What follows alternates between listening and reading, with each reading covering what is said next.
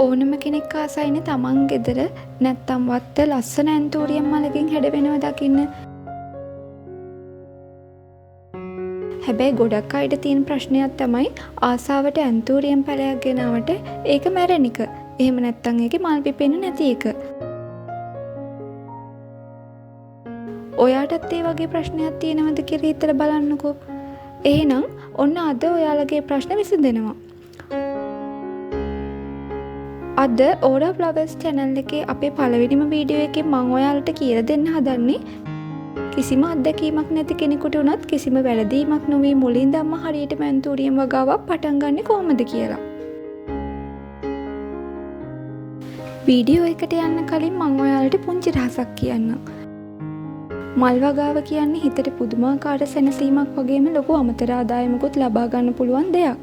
ඉතින් ඔයාගේ ජීවිතයටත් ඒ වගේ සැනසීමක් සාර්ථකත්වයක් ලබා ගන්න ඔයා ආසයි නම් දැන්ම පහළ තියෙන subscribe button එක click කරලා bell icon එකත් click කරලා තියාගන්න. එතකොට මල් වගාව ගැන මං කියලා දෙන හැම රහසක්ම ඔයාගේ ළඟටම ගෙන්න ගන්න පුළුවන්. වීඩියෝ එකට like එකක් comment එකක් දාන්නත් අමතක කරන්න එපා. හරි, අපි එහෙනම් අද වීඩියෝ එකට යමු. අපි මුලින්ම කරන්න ඕන දේ තමයි හොඳ පැලයක් තෝරගන්න එක. ගොඩක් අය කරන්නේ පැලයක් ගන්නදී ලස්සන මලක් තියෙන පැලයක් ගන්න එකනේ. ඒත් ඒක වැරදි. අපි බලන්න ඕනේ මල දිහා විතරක් නෙමෙයි. පැලයක් නිරෝගීද කියලාත් අපි බලන්න ඕන.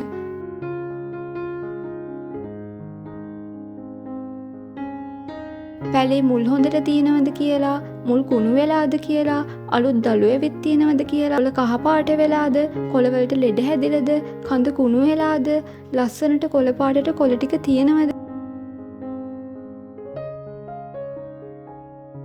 අන්න ඒ වගේ හැමදේම බලලා තමයි අපි නිරෝගී පැලයක් තෝරගන්න ඕන.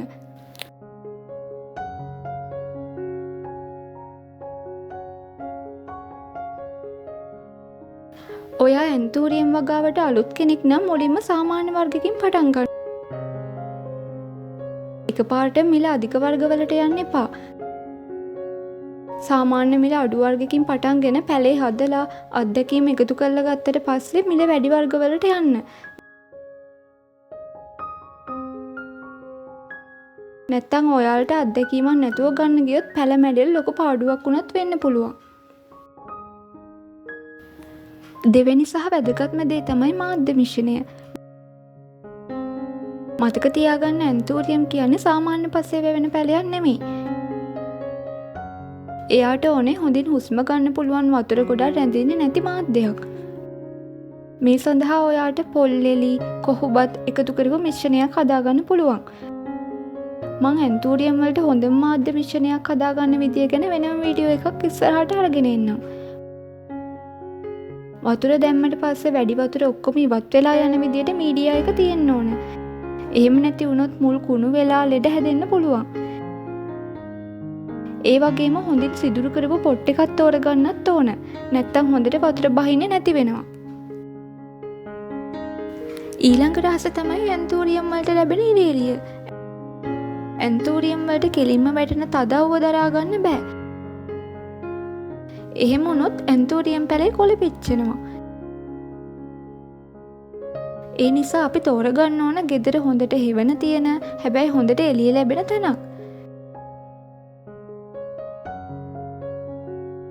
සෙවණ දලක් පාවිච්චි කරනවා නම් 80%ක හෙවණ දලක් තමයි පාවිච්චි කරන්න ඕන.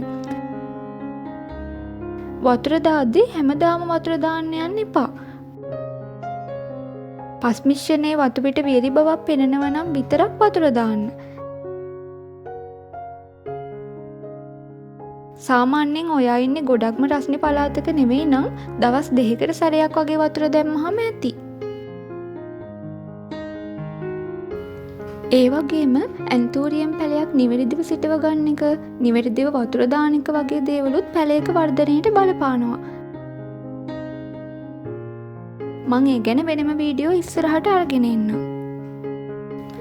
තව විශේෂම දෙයක් තමයි ඔයා අලුතින් ඇන්තූරියම් පැලයක් ගෙනාපු ගමන් අනිත් ඇන්තූරියම් පැල තියෙන තැනින් මේක තියන්න යන්න එපා. සති 2ක් විතර යනකම් වෙනම තැනක තියලා ඒ පැලේ රැක බලා ගන්න. එහෙම නැත්තම් අලුත් පැලේ ලෙඩක් තිබුණොත් ඒක ගෙදර තියෙන අනික් පැලවලටත් බෝ වෙලා ඒ පැල ටිකත් ලෙඩ හැදෙන්න පුළුවන්. ඉතින් මේ සරල පියවර ටික අනුගමනය කළා අදම ඔයාගේ පළවෙනි ඇන්තූරියම් පැලේ හිටවන්න ලෑස්ති වෙන්න. හැබැයි ඇන්තූරියම් වලට වැළඳෙන ලෙඩ රෝග සහ ඒවට ගෙදරදීම කරන්න පුළුවන් සරල බෙහෙත් මොනවද කියලාත් ඔයාලා දැනගෙන ඉන්න ඕන. අන්න ඒ ගැනත් මං ඉදිරියේදී වීඩියෝ අරගෙන එන්නම්. ඔයාට ඇන්තූරියම් වගාව ගැන තියෙන ලොකුම ප්‍රශ්න මොනවද කියලා පහලින් කමෙන්ට් කරන්න. ඒ වගේම මේ වීඩියෝ එකේ තියෙන අඩුපාඩු මොනවද කියලාත් පහලින් කමෙන්ට් කරන්න. මම ඔයාලගේ හැම කමෙන්ට් එකකටම රිප්ලයි කරනවා. ඔයාලට තියෙන ප්‍රශ්න ගැන මම ඉස්සරහට වීඩියෝ එකක් අරගෙන එන්නම්. වීඩියෝ එක ඔයා වගේම මල් වලට ආස යාළුවෙක්ට බලන්න ෂෙයා කරන්නත් අමතක කරන්න එපා. ලස්සන මල් වත්තක සීනය සැබෑ කරගන්න ඕරා ෆ්ලවර්ස් එක දිගටම රැඳිලා ඉන්න. හැමෝටම සුබ දවසක්.